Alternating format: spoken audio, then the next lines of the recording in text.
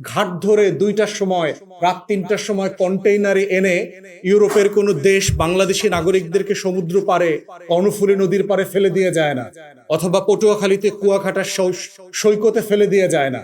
এটা একটা অসভ্য আচরণ, অভদ্র আচরণ। আমরা বোধ করছি দিল্লির এই অবৈধ এবং অসভ্য আচরণ অবিলম্বে বন্ধ হওয়া দরকার। এইটা কোনো রাষ্ট্রের প্রোটোকল হতে পারে না যে অবৈধ নাগরিক হলে আপনি করবেন। বাংলাদেশেও তো লক্ষ লক্ষ হাজার হাজার অবৈধ ভারতীয়রা বাস করছে। কাউকে লাথি দিয়ে তো আমরা সীমান্ত পার করায় দেই নাই, কাউকে লাথি দিয়ে তো 2:30টার সময় বেনাপোল বন্দরে ফালায় দিয়ে আসি নাই 0 পয়েন্টে। এই অভদ্র আচরণ তো বাংলাদেশও করে না, ইউরোপ তো অবশ্যই করে না। তাহলে ভারত যে আঞ্চলিক পরাশক্তি হবার স্বপ্ন দেখতেছে, খায়েশ দেখতেছে, কিন্তু প্রচন্ড রকম অবৈধ অমানবিক কাজ করতেছে, যে কারণে কোনো প্রতিবেশীর সাথে তার সম্পর্ক ভালো না। তার সাথে দ্বিপাক্ষিক সম্পর্ক উন্নয়ন কিভাবে হবে? স্বপ্ন দিয়ে আমার এক আকাশ, আমার এক বাতাস, আমার এক জল, আমার এক গঙ্গা, অথবা আসেন 140 আর 20 কোটি এক হয়ে যায়। এক তো ছিলাম আমরা হাজার হাজার বছর, শত শত বছর। আপনাদের খাইসলতের কারণে তো 47 হয়েছে। বেঙ্গল প্যাক্ট মানেন নাই, লখনৌ প্যাক্ট মানেন নাই, ক্যাবিনেট মিশন প্ল্যান মানেন নাই, লাহোর প্রস্তাব তো হাওয়া দিয়ে আসে নাই, আপনাদের খাইসলতের কারণে হয়েছে। অতএব সেই খাইসলত যদি পরিবর্তন না করেন, ঐতিহাসিক শিক্ষা থেকে যদি আপনারা না বদলান, তাহলে নতুন করে বাংলাদেশের সাথে এই সম্পর্কটা কিভাবে তৈরি হবে? তাই আজকের এই ব্রিফিং থেকে আমাদের সুনির্দিষ্ট প্রস্তাবনা হচ্ছে, দ্বিপাক্ষিক সম্পর্ক উন্নয়নে ইমিডিয়েটলি সীমান্ত হত্যা এবং পুশিন বন্ধ করতে হবে দিল্লিকে। দ্বিতীয়ত, প্রতিবেশী সুলভ সম্পর্ক আমরাও চাই, কিন্তু সেটা সম্মান, মর্যাদা এবং জাতীয় স্বার্থের ভিত্তিতে হতে হবে। বাংলাদেশ বদলে গেছে। আওয়ামী আমলের নতজানু ফ্যাসিবাদী পররাষ্ট্র নীতি আর ফিরে আসবে না। এইটা ভারতকে, দিল্লিকে বোঝা দরকার। আমরা 2টা স্বাধীন রাষ্ট্র, স্বাধীন 2টা রাষ্ট্রের ভিতরে যেমন সম্মানজনক পররাষ্ট্রনীতি থাকা উচিত, আমরা তেমন পররাষ্ট্রনীতি এবং আচরণ আমরাও করব, আমরা করতে চাই এবং আপনারা করবেন বলে আমরা আশা করছি। গত 5 দশকে যে হাজার হাজার বাংলাদেশি নাগরিককে হত্যা করা হয়েছে, তাদের ন্যায্য বিচার এবং ক্ষতিপূরণ দিতে হবে দিল্লিকে। বিজিবিকে আধুনিকায়ন করার দাবি করছি বাংলাদেশ সরকারের কাছে। তার পর্যাপ্ত অস্ত্র নাই, ক্যামেরা নাই, রাতে যে নাইট ভিশন ক্যামেরা দরকার, পার্টিকুলারলি সার্চ লাইট দরকার, গভীর সীমান্ত এবং আপনার অন্ধকার জঙ্গলকে পাহারা দেবার জন্য, এগুলো ইমিডিয়েটলি এই বাজেটে বরাদ্দের জন্য আমরা দাবি করছি। একই সাথে আমাদের সীমান্তবর্তী অঞ্চলের লক্ষ লক্ষ তরুণদেরকে সামরিক প্রশিক্ষণ দিতে হবে আমাদের সীমান্ত পাহারা দেবার জন্য। আমরা কারো সাথে যুদ্ধ করব না, যেচে গিয়ে কারো জমি দখল করব না, কারো সার্বভৌমত্ব লঙ্ঘন করব না। আমরা ভারত এবং সকল প্রতিবেশী রাষ্ট্রের সার্বভৌমত্ব এবং তাদের যে জমি আছে, ভূখণ্ড আছে, তাদের প্রতি শতভাগ সম্মানশীল, তাদের টেরিটোরিয়াল ইন্টিগ্রিটির প্রতি আমরা সম্মানশীল। কিন্তু আমাদের ভূখণ্ডকেও দখল করতে আসলে, আমাদের সার্বভৌমত্ব লঙ্ঘন করলে অবশ্যই বিজিবি, আমাদের আর্ম ফোর্সেস এবং আমাদের সীমান্তবর্তী অঞ্চলের নাগরিকরা সেটা রুখে দেবে, এবং তার সকল প্রস্তুতি নেবার জন্য আমাদের সরকারকে আমরা আহ্বান জানাচ্ছি। জুলাই গণ অভ্যুত্থানের আকাঙ্ক্ষাকে ধারণ করে বাংলাদেশ সরকারকে সর্বদলীয় পররাষ্ট্র নীতি নিতে হবে। আমাদের রাজনৈতিক দলগুলোর ভিতরে হাজারটা ভিন্নতা আছে, তর্ক আছে, বিতর্ক আছে, ভিন্ন মত আছে, এবং এটা আমরা অবশ্যই চালিয়ে যাব। কিন্তু আমাদের বিদেশ নীতি, আমাদের প্রতিরক্ষা নীতি, আমাদের পররাষ্ট্র নীতি, আমাদের জাতীয় স্বার্থ, স্বাধীনতা, সার্বভৌমত্বের প্রশ্নে, সম্মান, মর্যাদার প্রশ্নে আমরা সবাই একমত।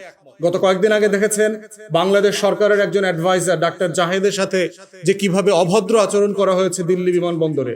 ডাক্তার জাহেদের অনেক বক্তব্যের সাথে আমরা একমত নই, বাংলাদেশ সরকারেরও অনেক বিষয়ের সাথে আমরা একমত নেই, কিন্তু ডাক্তার জাহেদকে যেভাবে অপমান করা হয়েছে, সারা বাংলাদেশের সবাই দল মত নির্বিশেষে এটার প্রতিবাদ করেছে। আমরাও আমাদের জায়গা থেকে প্রতিবাদ করেছি এবং করে যাব, কারণ এটা ডাক্তার জাহেদ একক ব্যক্তি না, এটা বাংলাদেশকে অপমান করা হয়েছে। এবং যদি দ্বিপাক্ষিক উন্নয়ন চান, নতুন যিনি হাই কমিশনার হয়ে বেনাপোল দিয়ে হেঁটে এসছেন, আপনি এক আলো, এক বাতাস দেখেন, কিন্তু একরকম করে সম্মান মর্যাদা দেখেন না, তার উপরে ভিত্তি করে নতুন সম্পর্ক তৈরি হবে না। এই সম্মান মর্যাদা তৈরি করতে হলে আমার নাগরিকদেরকে প্রত্যেক দিন দিল্লি, কলকাতা এয়ারপোর্টে, ভারতের বিভিন্ন জায়গায় ছাত্র হিসেবে, রোগী হিসেবে, ট্রানজিট প্যাসেঞ্জার হিসেবে যাচ্ছে, তাদেরকে হেনস্থা করা বন্ধ করতে হবে, তাদেরকে অপমান অপদস্থ করা বন্ধ করতে হবে, সম্মানজনক আচরণের ব্যবস্থা করতে হবে। তাহলে একইভাবে আমরা যেভাবে ভারতীয় নাগরিকদেরকে এখানে অসম্মান অপদস্থ করি না, এই আচরণটা আপনারা শেখেন। আপনারা শেখে আমাদের নাগরিকদের সাথে একইভাবে আচরণ আপনারা করবেন বলে আমরা প্রত্যাশা করছি। সরকারকে গত 56 বছরের সীমান্ত শহীদদের তালিকা প্রকাশ করতে হবে অবিলম্বে, এবং যারা হতাহত হয়েছেন, জমি হারিয়েছেন, আমাদের কোন কোন এলাকা এখনো বেদখল হয়ে আছে, কৃষি জমি বেদখল হয়ে আছে, কাদের গরু ছাগল সম্পত্তির ক্ষতি করা হয়েছে, বিএসএফ এর পক্ষ থেকে সেগুলোর তালিকা প্রকাশ করে আন্তর্জাতিক মানবাধিকার সংগঠন, জাতিসংঘ থেকে শুরু করে বিভিন্ন কূটনৈতিক দপ্তরে প্রেরণ করতে হবে, এটা বোঝানোর জন্য যে আমার প্রতিবেশী রাষ্ট্র কিভাবে আন্তর্জাতিক আইন, কনভেনশন এবং যে রীতিনীতি আছে, প্রোটোকল আছে, সেগুলো তারা লঙ্ঘন করছে। আমরা আশা করব অবিলম্বে বাংলাদেশের কূটনীতিকদেরকে নিয়ে সরকার সীমান্তবর্তী অঞ্চলের পরিদর্শন করাবেন এবং নোম্যান্স ল্যান্ডে যে হাজার হাজার নাগরিকদেরকে মধ্যরাতে পুশিন করে গরিব নিরীহ মানুষগুলোকে অমানবিক এবং মানবেতর জীবনযাপন করতে বাধ্য করা হচ্ছে, সেইটা তারা তুলে ধরবেন। আমরা সর্বশেষ ভারত সরকারকে বলবো, আপনাদের নিজেদের তৈরি করা দেশের আইনকে আপনারা সম্মান করবেন। 1968 যে বর্ডার সিকিউরিটি ফোর্স অ্যাক্ট আছে, সেখানে পর্যন্ত আপনাদেরকে যখন তখন দেখা মাত্র গুলি করবার অধিকার দেওয়া হয় নাই আপনার ফোর্সকে। তাহলে শুট অন সাইট পলিসি কোথায় পেলেন? আপনার নিজের আইনেই তো সেটা নাই। আপনার দেশে অবৈধ অনুপ্রবেশকারীদের আইন আছে, ফরেনার্স অ্যাক্ট, এলিয়েন অ্যাক্ট আছে, সেখানে বলা আছে আপনি 5 থেকে 10 বছর পর্যন্ত জেল দিতে পারবেন, জরিমানা করতে পারবেন, আটকে রাখতে পারবেন। গুলি করার কথা তো কোথাও বলা নাই। বাংলাদেশ সরকারের সাথে সীমান্ত নিয়ে ভারতের 4টা প্রোটোকল সাইন হয়েছে।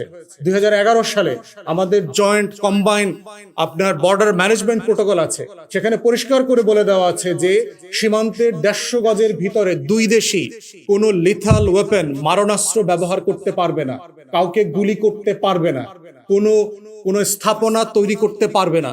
কিন্তু সেগুলো কেন আপনারা মানছেন না? আমরা তো একমত হয়েছে এই জিনিসগুলো আমরা মানবো।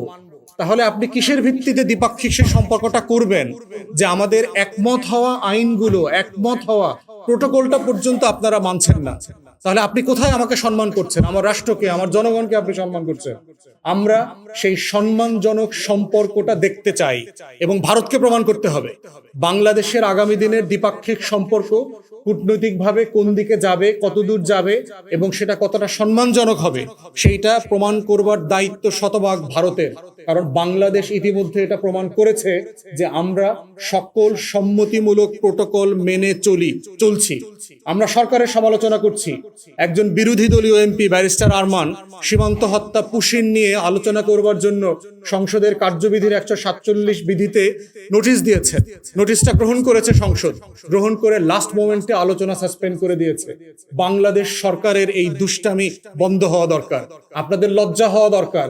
আপনাদের এমপি মন্ত্রীরা ছেলে মেয়ে বউ বাচ্চার নামে জেলা উপজেলা ইউনিয়নের নাম রাখার সময় পান, সেগুলো নিয়ে হাস্যরস করবার সময় পান, কিন্তু আমাদের গুরুত্বপূর্ণ শত শত নাগরিকদের জীবন যেখানে জড়িত, হাজার হাজার আইডেন্টিফাইড নন আইডেন্টিফাইড মাইগ্রেন্টদের জীবন যেখানে জড়িত, সেই সীমান্ত হত্যা এবং পুশিন নিয়ে আলাপ করবার সময় আপনারা দিচ্ছেন না পার্লামেন্টে। এই পার্লামেন্টকে যদি আপনারা কার্যকর করতে চান, তাহলে এই পার্লামেন্টকে জনতার বিষয় নিয়ে কথা বলবার সুযোগ দিতে হবে।